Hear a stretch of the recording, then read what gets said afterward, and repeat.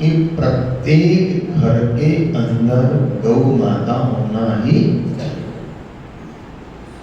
और घर में अगर गौ माता हो तो अनेक प्रकार के दोषों से हम बचे हुए रहते हैं। मैंने आपको बताया था ना कि सनातन संस्कृति का प्रत्येक प्राणी हो जिसके घर के अंदर तुलसी होना ही चाहिए। इतना तो अपन कर सकते हैं, गौ माता के रखने की क्षमता या व्यवस्था नहीं बैठ पाती है तो हमारे घर के अंदर कम से कम संभव हो सके तो 5 कुंडे तुलसी के, और 5 नहीं हो सकते तो कम से कम 3 होना चाहिए, और 3 भी नहीं हो तो कम से कम 1 तुलसी का कुंडा तो होना चाहिए। अब आप कहेंगे कि तुलसी से क्या होगा? देखिए, वैज्ञानिक दृष्टिकोण से भी अगर आप देखने जाओगे तो आपके घर में अगर तुलसी रहेगी तो अनेक प्रकार के जो बैक्टीरिया है उससे आपका घर बचा हुआ है। और कोरोना में कई लोगों ने अनुभव किया है कि जो बराबर तुलसी लेते रहे, तुलसी का काढ़ा लेते रहे, उनको कुछ भी, लेकिन लोगों ने फिर अति कर दी, काढ़ों की भी अति कर दी तो कई लोग फिर दूसरी बीमारियों से ग्रसित हो गए। हमारे यहाँ की परंपरा है कि कम से कम प्रत्येक व्यक्ति को प्रतिदिन 1 तुलसी का पत्ता तो जरूर ग्रहण करना चाहिए। गांव में आज भी मंदिरों के अंदर जब जाते हैं ना तो पुजारी जी बैठे रहते हैं, तो उनके पास क्या होता है, एक लोटे में जल होता है और एक प्लेट में तुलसी दल होता है, और वो तुलसी दल देकर के और फिर वो 3 चम्मच, 1 2 3 ब्रह्मा विष्णु महेश समझो प्रतीक को, और ऐसे वो जल दे देता है। तो ये धर्म के साथ में इसको इसलिए जोड़ दिया कि ऐसे किसी को कहो कि तुम तुलसी लिया करो तो वो नहीं लेगा, लेकिन उसको धर्म के साथ जोड़ दिया। लेकिन जरा विचार करना, हमारे ऋषि मुनि कितने बड़े वैज्ञानिक थे, कितने बड़े साइंटिस्ट थे कि धर्म का नाम लेकर के और किसी को तुलसी दी जाएगी तो वो ले लेगा। तो धर्म का ध्यान देना, भगवान की प्राप्ति से और तुलसी दल लेने से शास्त्रों में बड़ी महिमा लिखी है।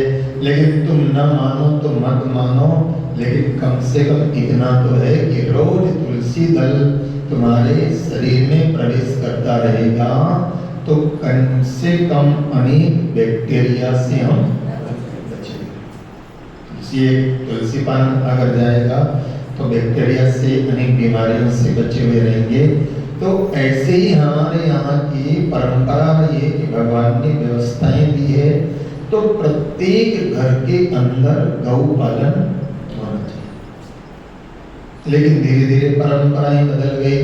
आज इतनी गौएं काटी जा रही हैं, इतनी गौ हत्याएं हो रही है, उसके पीछे कारण क्या है? ये अतिवृष्टि, अकाल वृष्टि, ये अनेक प्रकार की जो प्राकृतिक आपदाएं, उसका कारण है क्योंकि सर्वदेव मयि गावा, सर्वदेव मयि गावा। अगर सारे 33 करोड़ देवताओं का अगर चलता फिरता मंदिर अगर है तो वो गौ माता है। 33 करोड़ देवताओं का एक साथ आप कहाँ जाओगे? 33 करोड़ देवताओं का पूजन अर्चन करने के लिए प्रतीक रूप के अंदर जम्मू में रघुनाथ मंदिर में 33 करोड़ देवताओं की प्रतिष्ठा की गई प्रतीक रूप में। वो भी 33 करोड़ देवता नहीं है, 33 करोड़ तो बहुत, लेकिन प्रतीक बनाया गया है छोटे छोटे से शालिग्राम के रूप में या शिवलिंग रूप में। और जो लोग जाते हैं रघुनाथ मंदिर जम्मू के अंदर, गए होंगे कोई लोग, देखा होगा किसी ने, तो प्रत्येक रूप में छोटे बोलिए 33 करोड़ देवताओं के मंदिर टाइप में रघुनाथ मंदिर के पीछे की साइड में बना हुआ पूरा। तो कहाँ जाओगे? लेकिन अगर आपको 33 करोड़ देवताओं की संतुष्टि करना है तो गौ माता की सेवा कर लो, 33 करोड़ देवता संतुष्ट हो जाएंगे। और आप देखिए कि वैसे यद्यपि गोबर जो है, मतलब गोबर क्या है?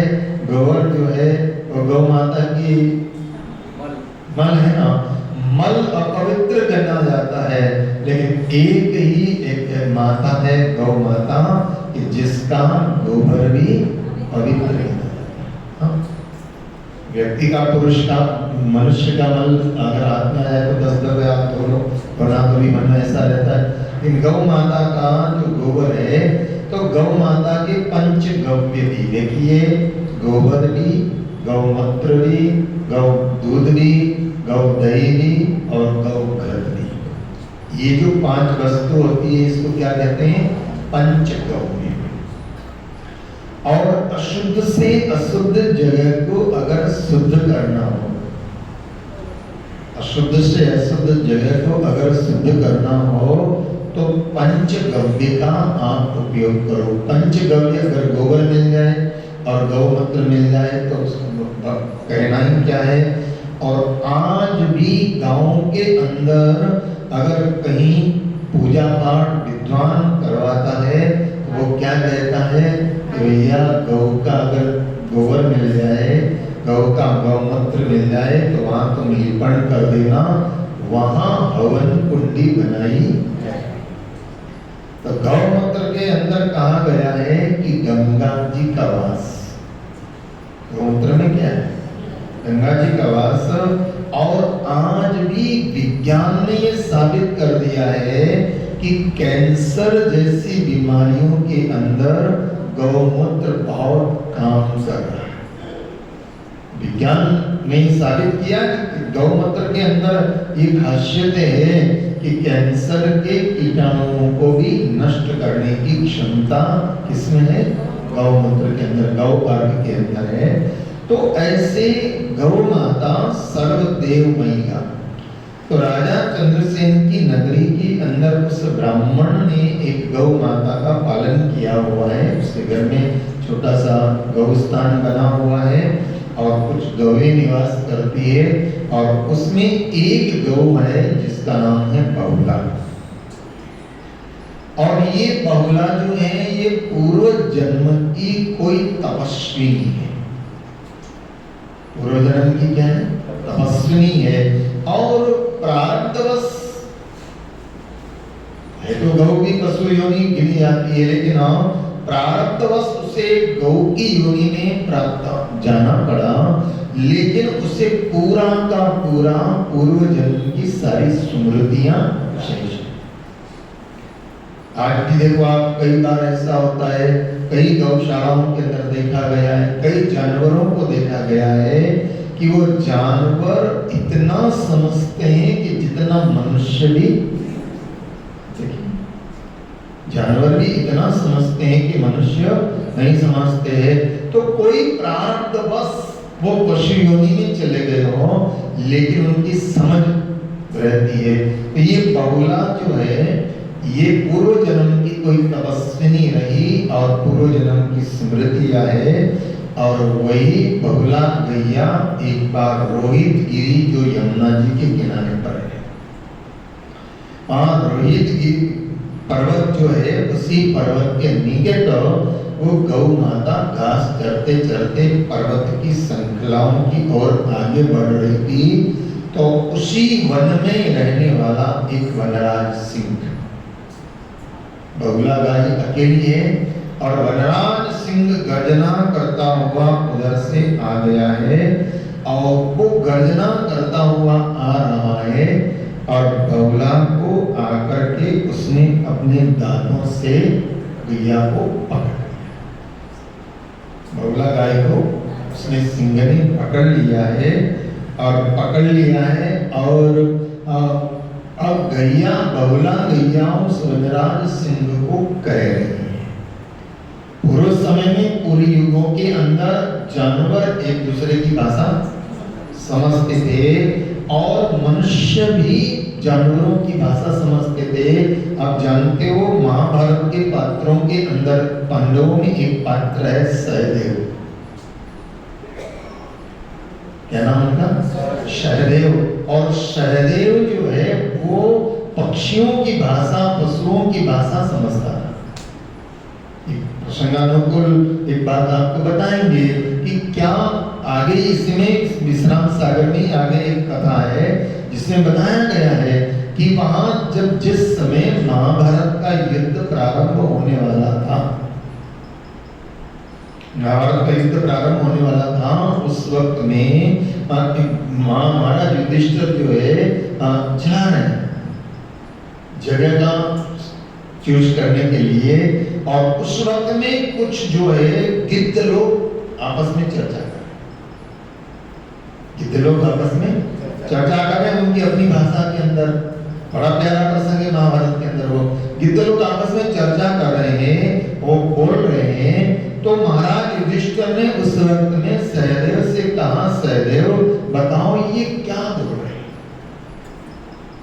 ये गिद्ध लोग क्या बोल रहे हैं? क्योंकि सहदेव वो उनकी भाषा को जानता था। फिर सहदेव ने बताया कि ये गिद्ध लोग बोल रहे हैं कि जो है कुछ ही दिनों के बाद में यहाँ एक भयंकर युद्ध होने वाला है, और उस युद्ध के अंदर बहुत सारे बड़े बड़े योद्धा मारे जाएंगे, तो उनका मांस खाने को उनको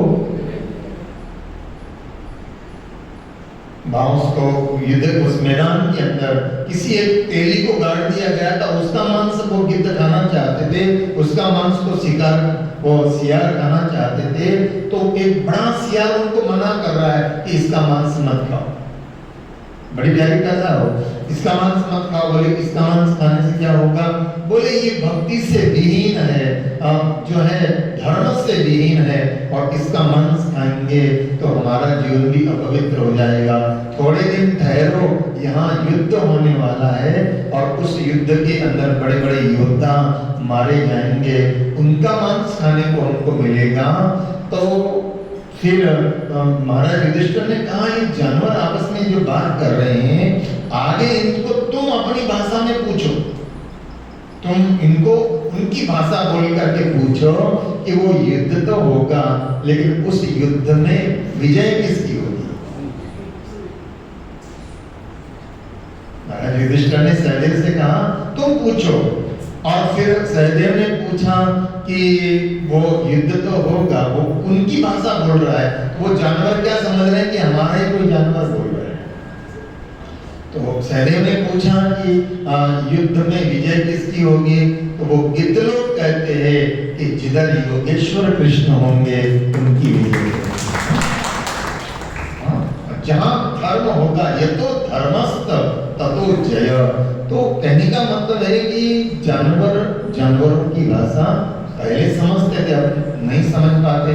तो यहाँ वो बहुला गाय को उस वनराज सिंह ने पकड़ लिया, और पकड़ करके वो वनराज सिंह कहने लगा कि आज तुम बच करके नहीं जाओगी, आज तो मैं तुमको खा जाऊंगा, किसी प्रकार से मैं तुमको छोड़ने वाला नहीं हूँ।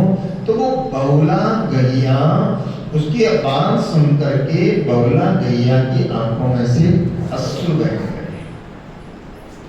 अश्रु बहने लगे तो उस वनराज सिंह ने कहा कि तुम चाहे रहो और चाहे कुछ भी करो, मैं तुम्हें छोड़ने वाला नहीं। लेकिन वो बहुला गाय फिर कहने लगी है कि हे वनराज सिंह, मेरे आंखों में जो आंसू आ रहे हैं ना, ये मरने के दुख के आंसू नहीं, मरने के दुख के आंसू नहीं है, क्योंकि संसार का नियम है कि जे उपजे जे निश्चय जावे, जो पहला होगा वो निश्चय मृत्यु को प्राप्त होगा, इसमें कोई नहीं है। लेकिन मेरे मन में जो ये दुख जो हो रहा है, उसका दुख का कारण दूसरा है। और बहुला भैया क्या कह रही, उस वनराज सिंह को कह रही है कि मेरे जो आंसू आ रहे हैं, उस आंसुओं का दुख का कारण दूसरा है। बोले क्या है? बोले ये मेरे दुख का कारण नहीं है कि तुम मुझे खा जाओगे। मरना तो मृत्यु तो किसी न किसी बहाने आनी है। तुम मुझे खा जाओगे, आज नहीं मरोगे तो मैं कभी तो मरूंगी, मुझे उसका दुख नहीं। देखो ये पूर्व जन्म की तपस्विनी है, इसलिए कितना ज्ञान है उसके अंदर। और रामचंद्र जी महाराज ने बताया है कि अपने अपने इष्ट की पशु निभावे टेक। रानी जी का एक शब्द है, बड़ा प्यारा शब्द है रानी जी के अंदर, कि अपने अपने इष्ट की और पशु निभावे टेक, और राम चरण नर स्वार्थी जाके मते अनेक। पशु अपना धर्म निभाता है, लेकिन मनुष्य को क्या कहेगा, ये स्वार्थ के बस सब कुछ छोड़ देता है। तो वो बहुला गैया कह रही है कि मुझे मरने का कोई गम, तुम मुझे आज खा जाओगी या बाद में मृत्यु हो जाएगी। मेरे जो ये आंसू बह रहे हैं, ये मरने के दुख के आंसू नहीं है। तो उस वनराज सिंह ने कहा, तो फिर काहे के आंसू है, तुम फिर क्यों रो रही हो? बोले मैं रो इसलिए रही हूँ कि मुझे कल ही एक बछड़े का मेरे से जन्म हुआ। पहला बछड़ा, पहली संतान, वो वत्स बछड़ा जो है वो मेरी पहली संतान, वो बछड़ा, और कल ही उसका जन्म हुआ है। और आज मैं जंगल में ये घास चरने के लिए आई हूँ, तो मैंने अभी उस बछड़े को ठीक से दूध भी भैया कह रही है कि मैंने बछड़े को ढंग से ठीक से दूध भी नहीं पिलाया है, और ढंग से उसका दुलार भी नहीं किया है, उसका प्यार भी नहीं किया है। और मेरे जाने के बाद उस बछड़े की क्या दशा होगी। तो गैया कह रही है कि मेरी मृत्यु के बाद में उस बछड़े की क्या दशा होगी, और मेरे मन में उस बछड़े के प्रति जो राग रह जाएगा, बछड़े के प्रति राग रह जाएगा। राग ये रह जाएगा कि मैंने अभी तक उसको ठीक से दुलार और प्यार नहीं किया। एक भी बार उसको दुलार प्यार मैंने नहीं किया, तो मन में मेरे ये बात रह जाएगी, मन में रह जाएगी। इसलिए मैं ये चाहती हूँ, वो क्या बोलती है बहुला गैया, क्या बोल, बैठ जाओ बैठ जाओ। वो क्या कहती है कि मैं एक बार उस बछड़े को ढंग से जाकर के और दुलार कर सकूं, प्यार कर सकूं, तो मैं ये चाहती हूं कि एक बार तुम मुझे जाने। भोला ने क्या कहा उस वनराज सिंह से कि एक बार तुम मुझे जाने दो, और जा करके अपने बछड़े को दूध पिला करके और दुलार प्यार करके, और फिर मैं आ जाऊंगी। वो वनराज सिंह हंसने लगा कि तुम क्या बात कह रहे हो, जिसको सूली पर चढ़ाने की बारा हो, सूली पर चढ़ने का बारा हो, और उसको कहे कि मुझे शादी करना है, जिसको सूली पर चढ़ने का बारा आया हो और वो कहे कि मुझे शादी करना है, तुम वैसी बातें कर रही हो। मेरे फंदे में से जो भी फंद जाता है वो लौट करके वापस नहीं जाता है। मैं किसी को जिंदा नहीं छोड़ता हूँ। और तुम ये कह रही हो कि मैं बछड़े को दूध पिलाने के लिए जाऊं और तुम मुझे छोड़ दो, तो तुम मुझे क्या बेवकूफ समझती हो कि आए हुए शिकार को, मैं आए हुए शिकार को इस प्रकार से छोड़ दूं और फिर मैं भूखा रहूं? मैंने तुम्हें पकड़ लिया है, मैं तुम्हें छोड़ने वाला। उस वनराज सिंह की बात बहुला ने सुनकर के कहा कि हे वनराज, मैं तुम्हें एक बात बताना चाहती हूँ कि मैं वापस निश्चित आऊंगी। मैं जाऊंगी, बछड़े को दूध पिलाऊंगी, दुलार प्यार करूंगी और वापस मैं छोड़कर वापस आऊंगी। और मैं तुम्हें वचन देती हूँ। ये बहुला गायिका और वनराज सिंह का जो संवाद है ना, बड़ा अद्भुत है। बहुला गैया कहती है कि मैं तुम्हें वचन देती हूँ, और वचन क्या देती हूँ कि जो अगर मैं लौट करके नहीं आऊं,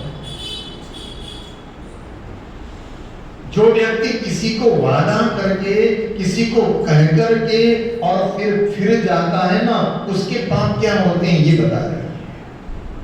देखो, या तो किसी के प्रति वादा करना नहीं, और वादा किया है तो निभाना होता है। तो या तो वादा करना नहीं, किया है तो निभाना होता। मैं तुमसे वादा करती हूँ कि मैं अपने बछड़े को दुग्ध पान करा करके निश्चित लौट करके आऊंगी। कोई व्यक्ति वादा करके और नहीं निभाता है तो उसको कैसा पाप लगता है कि जो व्यक्ति साधुओं की निंदा करता है। साधु निंदा बहुत बड़ा पाप है। हरि की निंदा बहुत बड़ा पाप है, भगवान शिव की निंदा बहुत बड़ा पाप है। और उसको कैसा पाप लगता है, बोले जो निंदा करता है उसको भी, और निंदा सुनाता है उसको कैसा पाप लगता है, बोले गौ हत्या की बराबर है, इतना बड़ा पाप। और ये रामचरितमानस में भी लिखा हुआ है कि हरिहर निंदा सुनइजे काना, हरिहर निंदा सुनइजे काना, हरिहर निंदा सुनइजे काना, हरिहर निंदा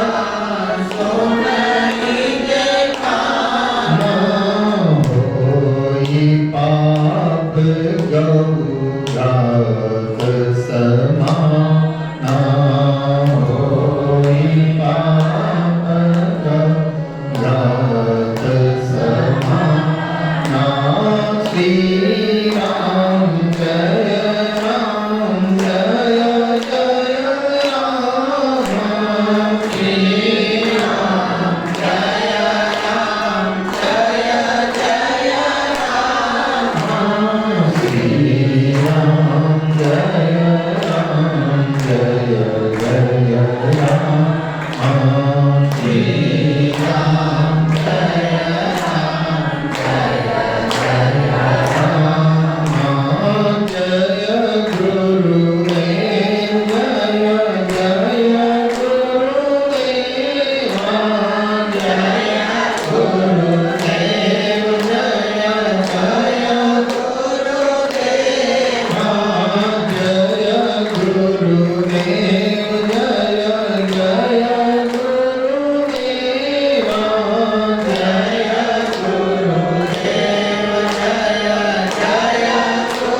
गुरुदेव।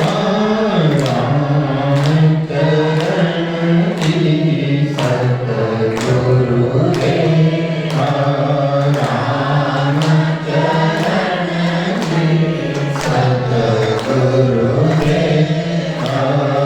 गुरुदेव राम जी सतगुरुदेव, गुरुदेव राम जी सतगुरुदेव, जय गुरुदेव, जय जय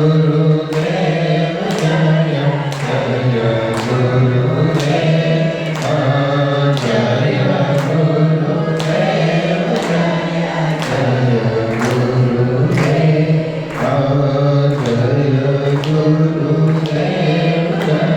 जय गुरुदेव, जय गुरुदेव, जय गुरुदेव, जय गुरुदेव। तो जो व्यक्ति बहुला गैया कह रही है कि अगर मैं लौट करके बछड़े को दूध पिला करके नहीं आऊं तो मुझे उतना ही पाप लगे जितना हरि की निंदा करने वाले को लगता है। हर यानी शिव की निंदा करने वाले को लगता है, संतों की निंदा करने वाले को लगता है, और गुरु की निंदा करने वाले का जितना पाप लगता है उतना ही पाप मुझे। आगे बबला भैया कह रही है कि हमारे सनातन संस्कृति के देवों को छोड़ करके और जो लोग भूत प्रेत पिशाचों की पूजा करते हैं, हम देना हमारे यहाँ की संस्कृति नहीं है ये भूतों की प्रेतों की। भगवत गीता में लिखा है श्री कृष्ण ने कि आप अगर भूतों की पूजा करते हो ना तो आपको भूत योनि में ही जाना होगा। श्री कृष्ण ने लिखा है भगवत गीता में कि आप भूतों की पूजा, इसलिए हमारे यहाँ ये परंपराएं नहीं है। अब पता नहीं हम थोड़े से स्वार्थ बस पता नहीं कहाँ कोई दरगाहों में कोई कहाँ। अब जो शरीर सड़ करके कीड़ों ने खा लिया वो तुम्हारा पीर वीर क्या काम करने वाला है? शरीर कहाँ कौन बैठा है वहां पर? लेकिन हमारे यहाँ परंपरा बनी। अब हमारी सनातन संस्कृति में कहना चाहूंगा कि हमारी सनातन संस्कृति में 33 करोड़ देवता है, फिर भी कम पढ़ते हैं और पता नहीं कहाँ भटकते रहते हैं। बोलो ना, कम है क्या? 33 करोड़ देवता है फिर भी पता नहीं कहाँ कोई कहाँ भटक रहा है, कोई कहाँ भटक रहा है, कोई कहाँ भटक रहा है। तो सनातन संस्कृति जो हमारी है, और इसलिए सनातन संस्कृति सत्य है, और इसलिए आप क्या जय बोलते हो? सत्य सनातन धर्म की। जो सनातन है उसको किसी ने पैदा नहीं किया, ध्यान देना। राम और कृष्ण ने भी पैदा नहीं किया, राम और कृष्ण भी उसी संस्कृति के एक अंग है। राम जी पैदा नहीं हुए थे, उससे पहले भी सनातन था और है। और जरा सोचो, राम जी के माँ बाप भी तो किसी संस्कृति को, किसी धर्म को मानते थे, नहीं थे? मैं कृष्ण के माँ बाप भी किसी। तो आप ये मत कहना कि सनातन संस्कृति के राम और कृष्ण अंग है, लेकिन सनातन संस्कृति को बनाने वाले आदि से जो चला आ रहा है, जब से सृष्टि पैदा हुई तब से सनातन संस्कृति चली आ रही है। तो यहाँ बबला गैया कहती है कि सनातन संस्कृति के देवों को छोड़ करके और जो लोग भूत प्रेत पिशाचों की आराधना करते हैं, उनकी पूजा करते हैं, और उनको जो पाप लगता है वही पाप मुझको लगे अगर मैं लौट करके नहीं आऊं तो। और आगे बबला गैया कहती है कि आदमी को सब चीजों से बचते हुए एक चीज से जरूर बचना चाहिए, और उससे किससे? बोले झूठी गवाही से बचना चाहिए। सबसे बड़ा पाप है क्या है? अब कई बार ऐसा होता है ना कि हमारे साथ में कोई हमको तैयार कर देता है, तू भी मेरी हाँ में हाँ मिलाना। अब तुमने जाना नहीं, देखा नहीं, सोचा नहीं, समझा नहीं, और किसी ने कह दिया, और उसकी हाँ में हाँ मिलाने का नाम भी क्या है? झूठी साक्षी। और याद रखना, शिव पुराण की कथा में आपने सुना कि नहीं सुना? वो ब्रह्मा की झूठी साक्षी भरी किसने? केवड़े के पुष्प ने। अब केवड़े के पुष्प में कितनी सुगंधी है, सब कुछ है, लेकिन मेरे भोलेनाथ ने उसको स्वीकार नहीं किया क्योंकि तू झूठा है। और ब्रह्मा ने झूठ बोला कि मैं, बोलो ना, शिवपुराण में सुना ना, ब्रह्मा ने बोला हाँ मैं लास्ट तक जाके आया हूँ, ये जो शिवलिंग प्रकट हुआ है इसके लास्ट तक जाके आया हूँ। ब्रह्मा ने जिस मुंह से झूठ बोला वो मुंह मस्तक भी ब्रह्मा का काट दिया गया, और केवड़े ने साक्षी भरी। तो मेरे भोलेनाथ ने क्या कह दिया? तूने झूठी गवाही दी है, इसलिए मुझे भले आंकड़े दतुरे कबूल है, लेकिन तू मुझे। तो बबला गैया यहाँ पर कह रही है कि कोई भी व्यक्ति जो है सभा में, किसी के साथ में, किसी न्यायालय के अंदर अगर कोई झूठी साक्षी देता है और उसको जो पाप लगता है वही पाप मुझको लगे अगर मैं लौट करके।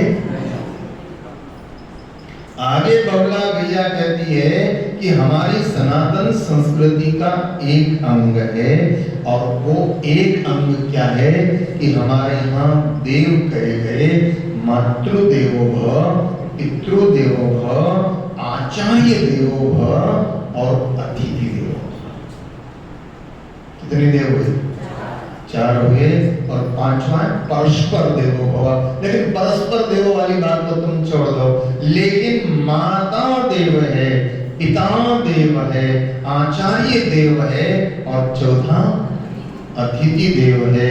और जिस घर के अंदर आकर के और अतिथि निराश लौट जाए और उस घर के मालिक को जो पाप लगता है वो पाप मुझे लगे अगर मैं लौट करके, क्योंकि अतिथि सत्कार का बड़ा महत्व है। और अतिथि को आप और कुछ नहीं कर सकते। तो राजस्थानी एक बड़ी प्यारी कहावत है, इतना तो किया ही जा सकता है ना कि आओ, बोलो ना।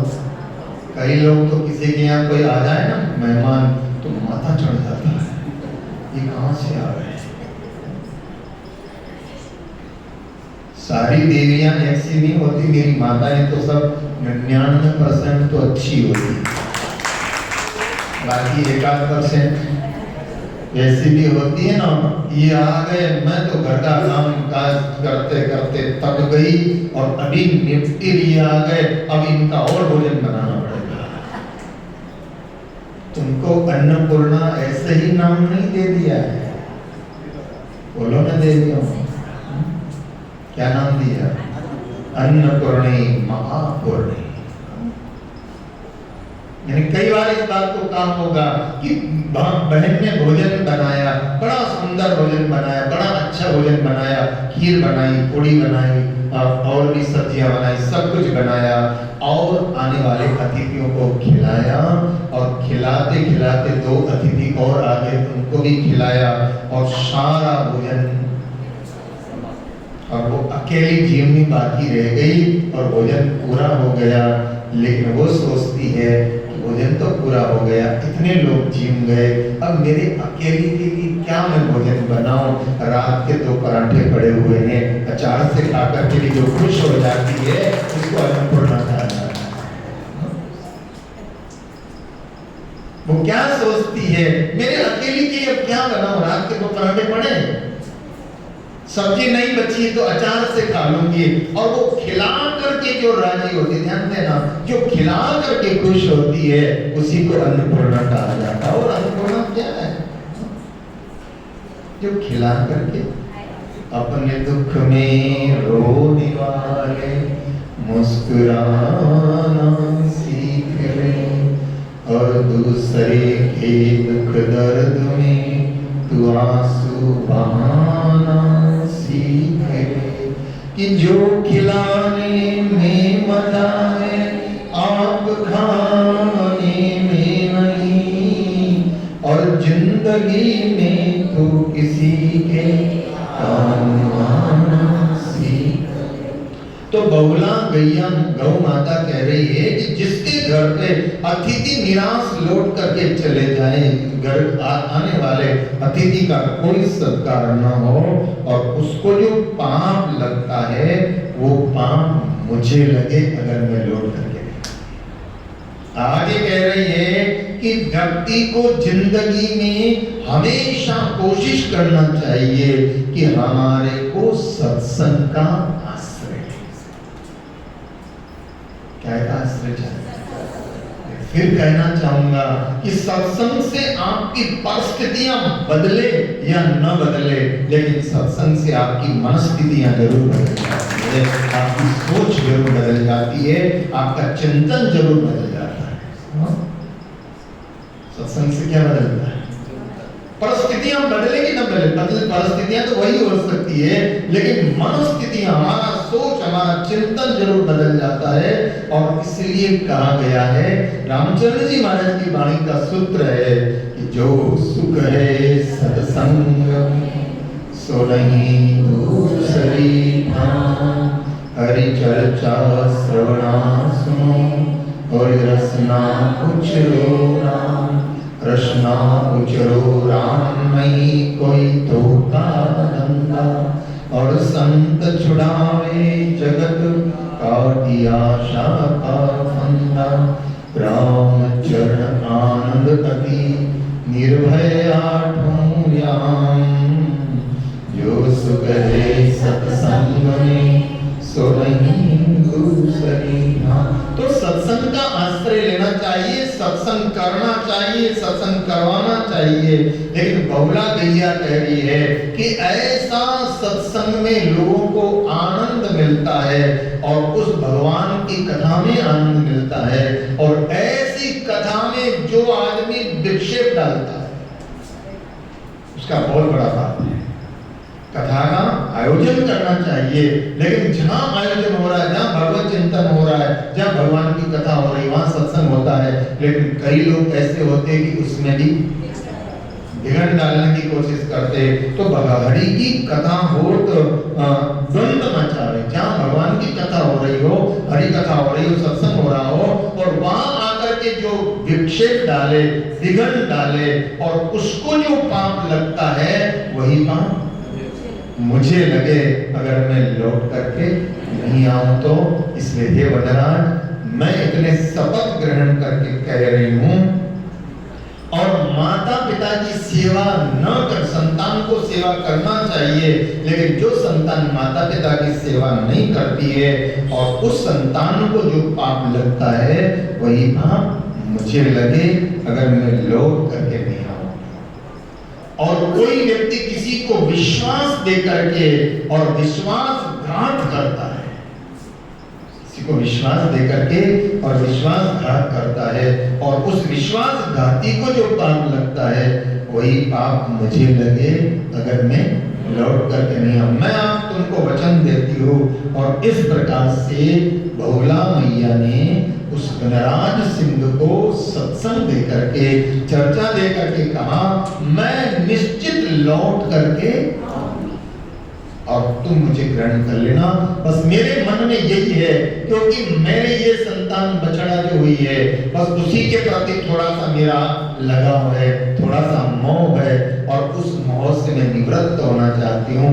उसके बाद तो मुझे पूर्व जन्म के ज्ञान याद आ रहा है, मेरे पूर्व जन्म का वो जो भक्ति है वो याद आ रही है, लेकिन थोड़ा सा ये मोह बीच में पड़ गया है, तो वो उस मोह को भी मैं निवृत्ति कर लेना चाहती हूँ। मुझे तुम चढ़ने दो। वनराज सिंह को मैया गौ माता की बात जो है समझ में आती है, और वो कहता है चलो ठीक है, तुम जाना और जाकर के बछड़े को दूध पिला करके और जल्दी लौट के आना। अब ये गौ माता जाएगी, अपने बछड़े को दुलार प्यार करेगी, साथ में जो दूसरी गौएं हैं उनसे मिलेगी, और उनसे फिर क्या चर्चा होती है, बछड़े से क्या चर्चा होती है, उन दूसरी गैयाओं से क्या चर्चा होती है, और फिर वो उनको कहेंगे अरे कि तुम आ गए अब क्या जाना।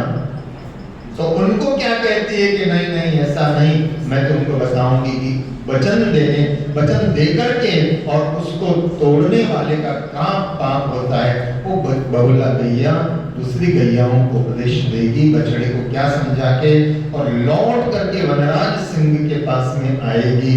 वनराज सिंह को फिर कैसे वैराग्य पैदा होता है, और वनराज सिंह को भी उसके पूर्व जन्म की बात याद आ जाएगी कि वो पूर्व जन्म में कौन था, और फिर इनका बहुला गैया के माध्यम से कैसे बहुला की तपस्या से, बहुला की साधना से, बहुला की उपासना से, बहुला की सत्य प्रतिज्ञता से कैसे उस वनराज सिंह का जीवन बदलता है, उस सारी चर्चाएं कल के सत्संग में करने का प्रयास करेंगे। आज का सत्संग का समय पूर्ण हो रहा है, इसलिए अपने बोल को विराम देते हैं। आप सब का मंगल इच्छते हुए आइए, भजन नहीं गाया तो एक दो कड़ी गा करके फिर आगे के क्रम को बढ़ाएंगे। भगवान से यही कहो कि सब छूट जाए लेकिन तेरा भजन नहीं, सब छूट जाए, क्योंकि एक दिन सब छूटने वाला है, लेकिन ना छूटे तो क्या ना छूटे, हमारा भजन न छूटे, हमारी साधना न छूटे, हमारी उपासना न छूटे। हे राम, मेरे राम मुझको देना सहारा, मेरे राम मुझको देना सहारा, मेरे गुरुदेव मुझको देना सहारा, कहीं छूट जाए ना दामन तुम्हारा, कहीं छूट जाए ना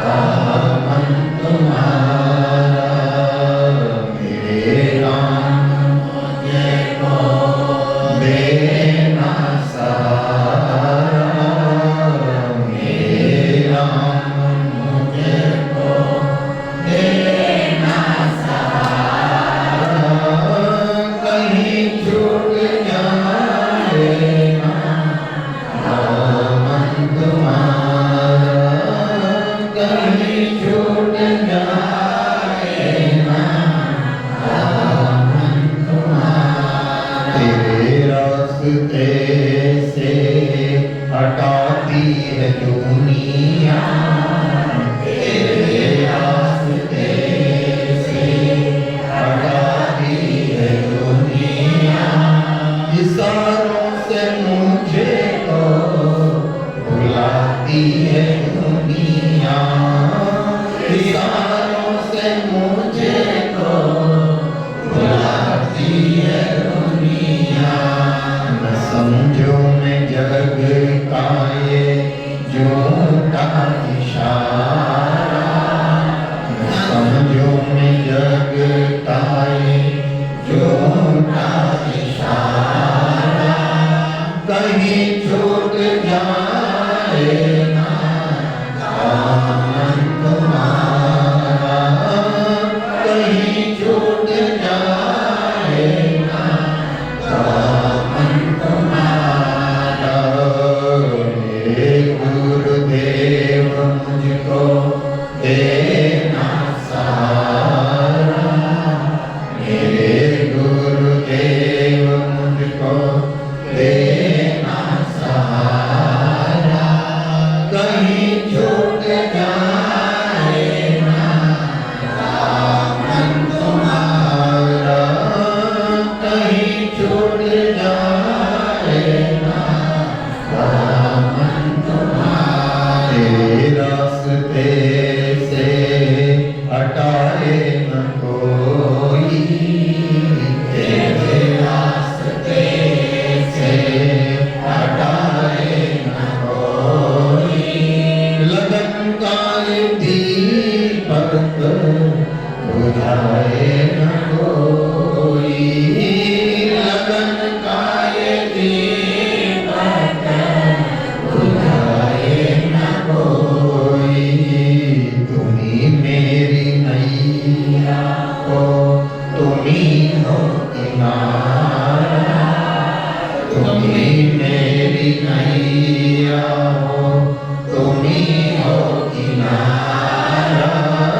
कहीं छूट जाए ना दामन तुम्हारा, कहीं छूट जाए ना दामन तुम्हारा, सुबह शाम तुझको ध्याता रहूं मैं, सुबह शाम तुझको ध्याता रहूं मैं, तेरे प्यार के गीत गाता रहूं मैं, तेरे प्यार के गीत गाता रहूं मैं, तेरा नाम है मुझको प्राण से प्यारा, तेरा नाम है मुझको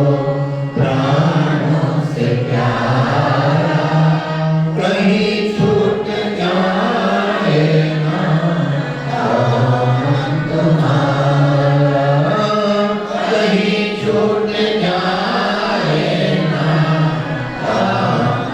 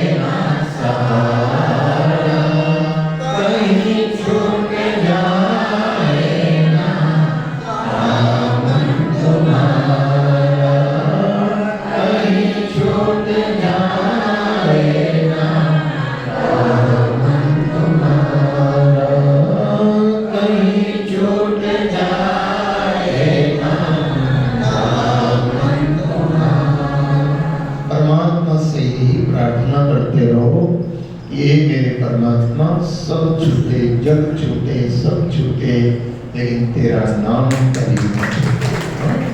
सब रूठे, भले रूठे, लेकिन तू भी सब रूठे, परमात्मा न रूठे। और नाम का आश्रय, भक्ति का आश्रय लेते हैं। तो यहाँ बौला भैया की आगे के प्रश्न को आगे बढ़ाने का प्रयास करेंगे। आइए।